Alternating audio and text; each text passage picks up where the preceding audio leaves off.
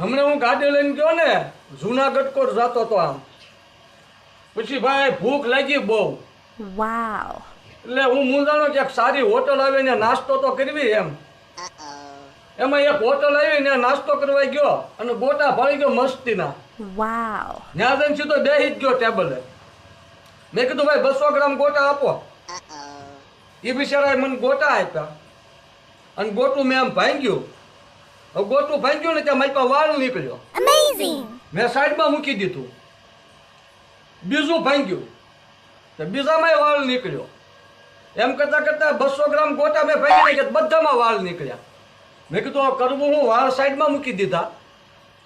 અને ગોટા તો ભૂખ લાગી એટલે ખાધા પણ મેં નક્કી કર્યું કે આ જાણવું છે મારી પાસે વાળ કેમ આવ્યા પછી પાણી પીવા જવું હતું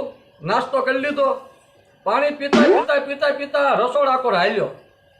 અને પડદો આડો બાંધેલો પડદામાં આમ ડોકાણો તે જે ગોટા બનાવતા હતા ને જે ભાઈ એના હાથો જ નહોતા તો ગોટાની ગોળીઓ આવે ને એ માથે આમને વણતા હતા भाई हे भगवान तेरी लीला अपरंपार है।